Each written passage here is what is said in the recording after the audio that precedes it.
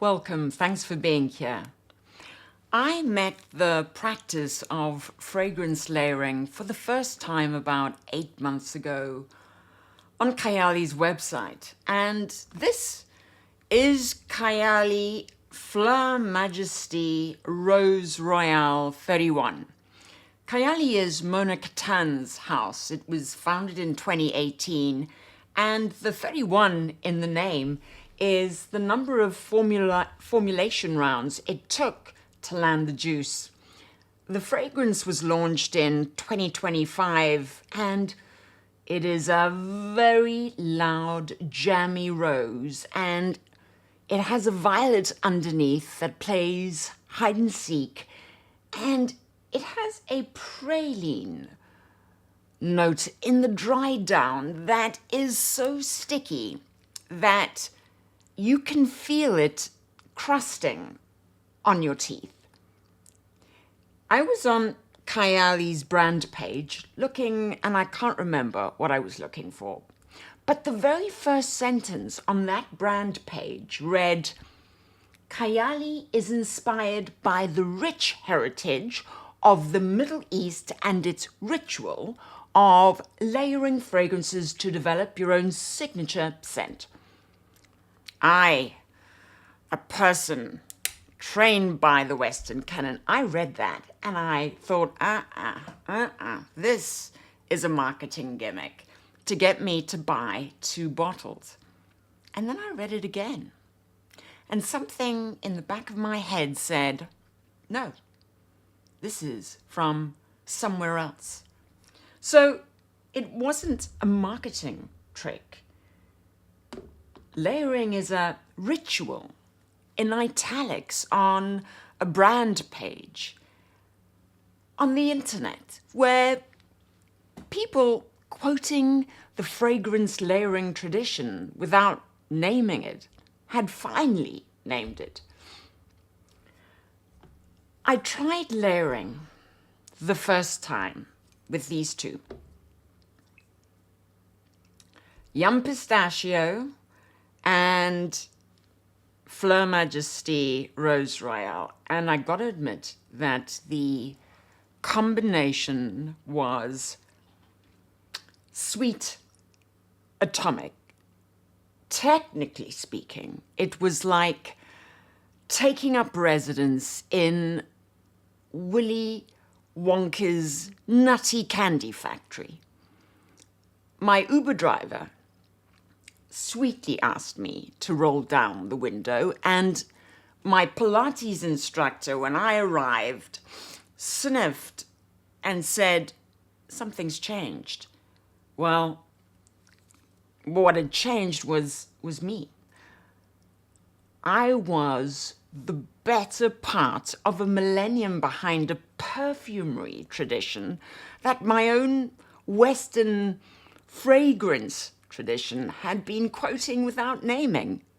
And I was sitting in the back of that Uber with the window down, about to be reorganized by it. So this is the episode about the structure that did the quoting without the naming, and the perfumers operating on terms the Western fragrance canon had yet to recognize. The French fine fragrance canon didn't become European by accident, or by quality, or by the workings of an invisible aesthetic hand. It became European because France had the economic infrastructure to make its preferences the global standard. Think about it. Grass grew the materials, some of the materials. Paris had the capital. The marketing apparatus was vast and unembarrassed.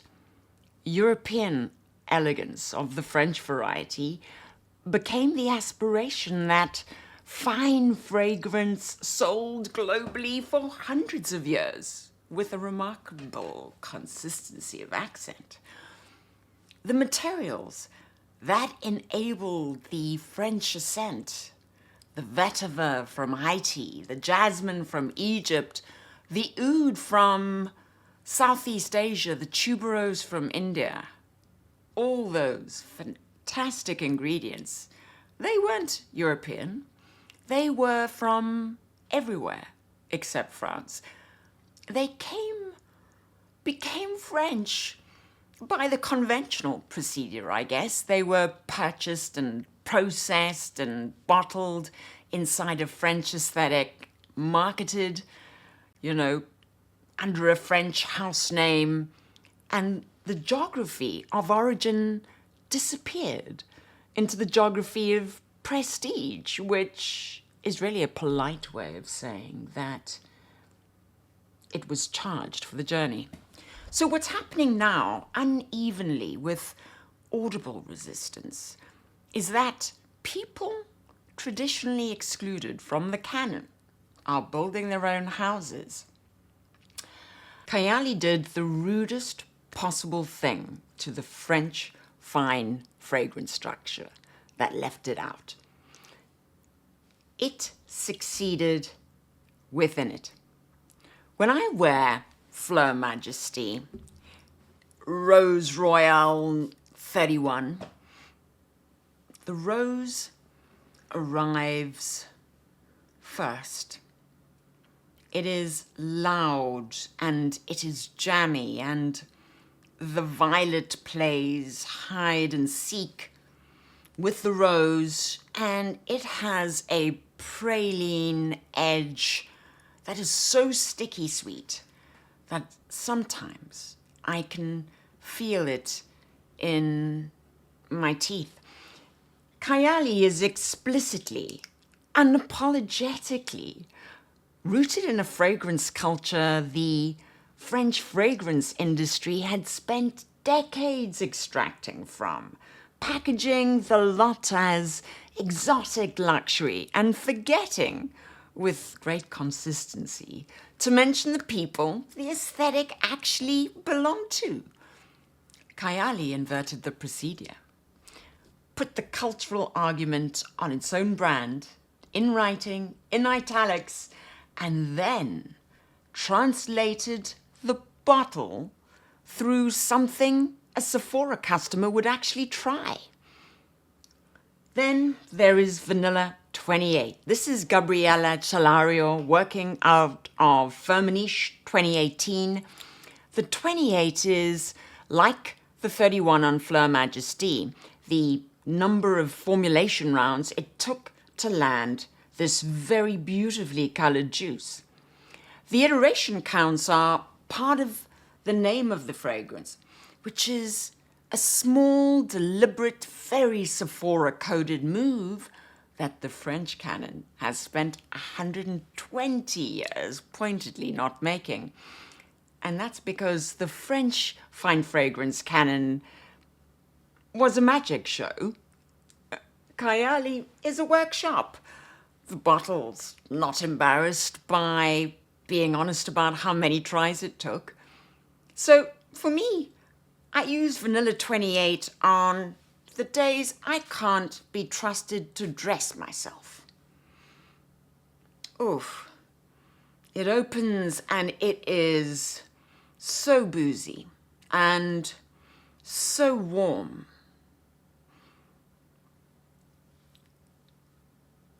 This fragrance decides on my behalf that I am often the most prepared person in the meeting when I have not in fact prepared for the meeting, and carries the next 6 to 8 or so hours without raising its voice. I like this fragrance. It makes me feel adult, which is different from me saying it makes me feel sophisticated, because that one was always a French claim, and a more expensive claim. You know, Vanilla 28 does what it advertises, and it doesn't surprise me. This bottle is being bought by people, and on the evidence, they're correctly buying. This is Yum Bougie Marshmallow. Aha. This is marshmallow on a stick. it is one of the algorithm's favorite bottles on this house's shelf. It went viral on TikTok because it smells the way teenagers want to smell. Warm, sweet, edible, expensive. And it is very accurately one of the sweetest fragrances that Kayali sells. You know, I have to say that on me, it smells like a confectionery emergency. And when it dries down, it really smells like a campfire confession.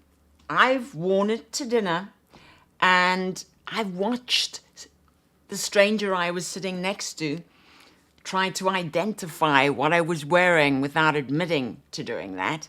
And I've also worn it to meetings, hard meetings, and the meetings weren't so hard. You know, it's not a serious fragrance, but it is a properly made, unserious fragrance, and that is a different, rarer thing. And then there is Yum Pistachio. You know, considered on its own, it's the same trick as Yum Bougie Marshmallow, but it's just a little more grown up. This one, let me spray it on skin. This one smells like a pastry chef has identified you as a person worth impressing and is now committed to the project. This is the gourmand pop the algorithm has been rewarding for 4 years, and it's executed really fluently with zero embarrassment. This is also the bottle that 8 months ago I wore with Fleur Majesty Rose Royale, and it went, as it is going now, by the way, given that I've sprayed all 4 of them on me, sugar atomic. Sugar atomic, that's what it is. So I've spent the intervening months recovering my sense of proportion. The composition hasn't changed, but I have. So I'm wearing all of these right now, and they're getting along fine on me. I have to admit that normally I'd wear 2 of them together and not 4. In fact, if I reflect on this, I'd say that the Uber driver who asked me to roll down the window wouldn't believe what has happened to my education on this question. So these 4 bottles, right, the Fleur Majesty Rose Royale, the Yum Pistachio, the Yum Bougie Marshmallow, and the Vanilla 28 are the same house doing 4 variations of one project. They're making the ritual of Middle Eastern fragrance layering portable to a Sephora customer who's never heard the word ritual used about a perfume bottle before. The French fine fragrance canon was not, on the whole, if you think about it, interested in portability. It was interested in gatekeeping.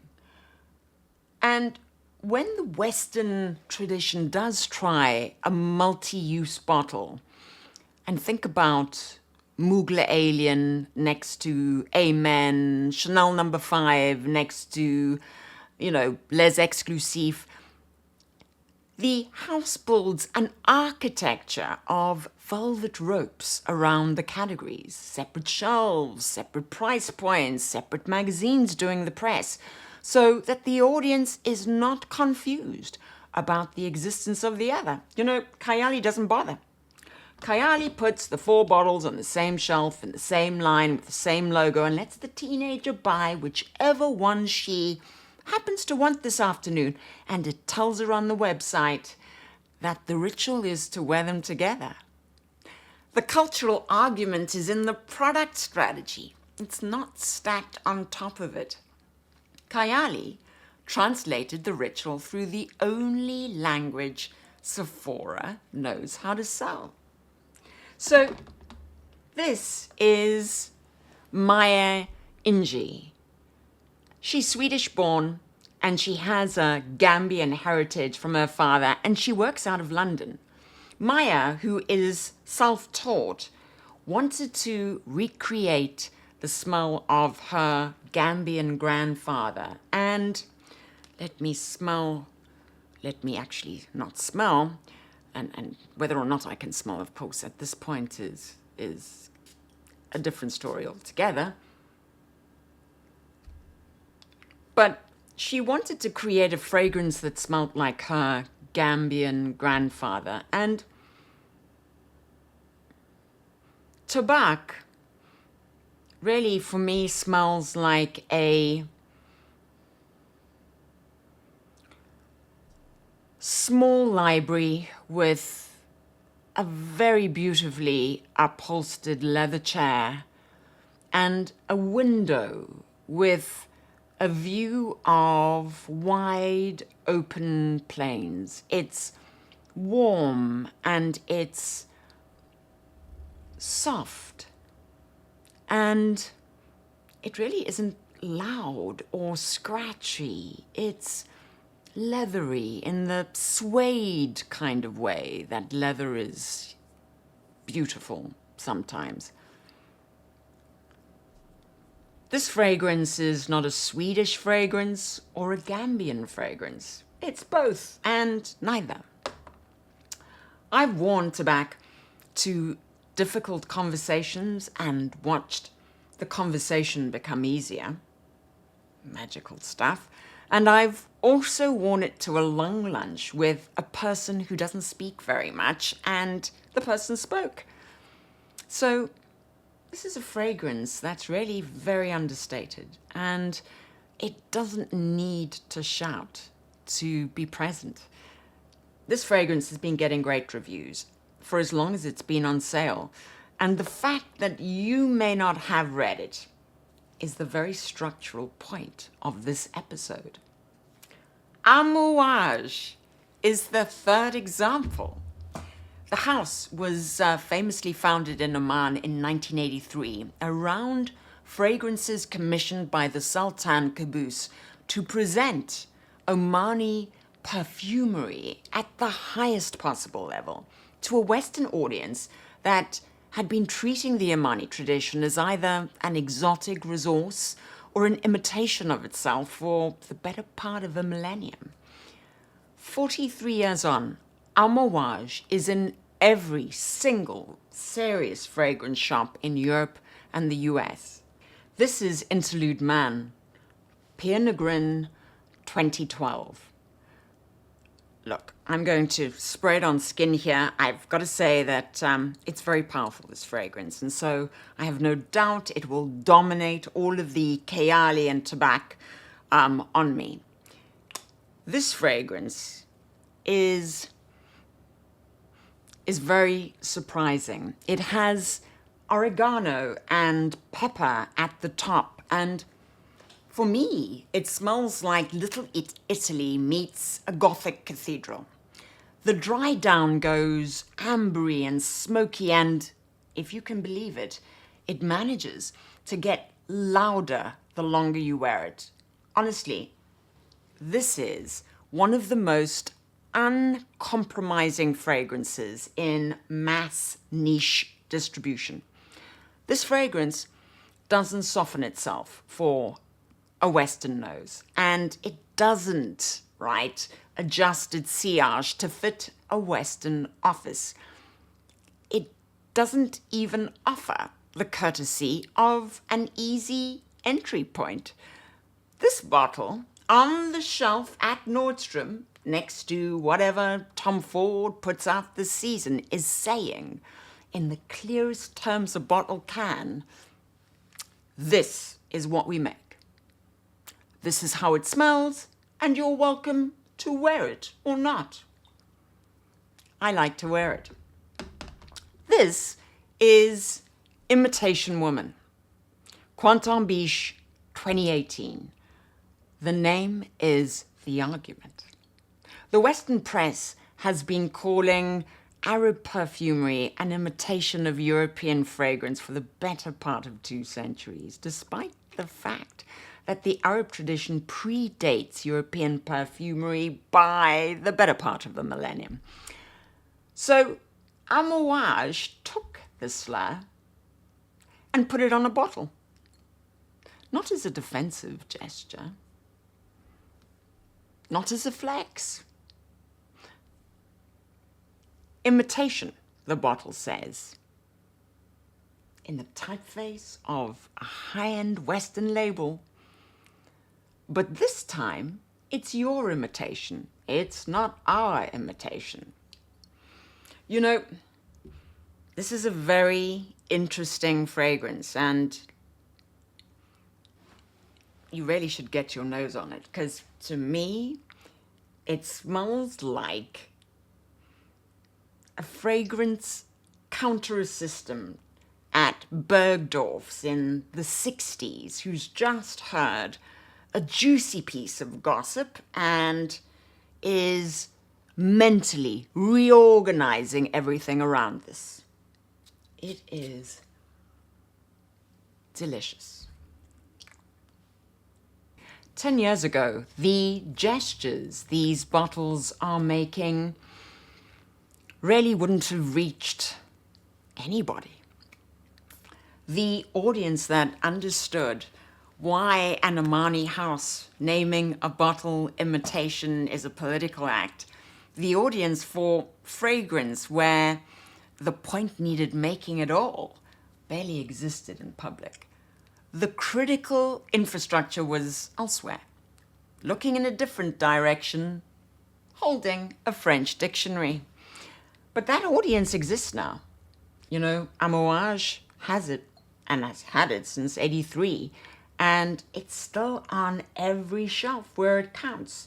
You know, Kayali has its own version of it, sold one paid-for installment at a time in Sephora, with the layering ritual on the brand page in writing, where the tradition has not had to read it. Maya Njie has hers, archived by the people who started writing the reviews years before the Western press got around to noticing. So what you're seeing here are really multiple olfactory points of view that are accumulating audiences simultaneously without requiring the blessing of the French standard. And that is, by any honest measure, new. I want, however, to be really specific about what I'm not saying. I'm not saying that the French fine fragrance canon is over. Chanel No. 5 remains, by any reasonable estimate, among the top-selling individual fragrances in the world. But the critical vocabulary for speaking about fragrance is still heavily weighted toward France. So the dominance hasn't ended. But what has ended is its monopoly on legitimacy. And that's a much smaller phrase for a much larger thing.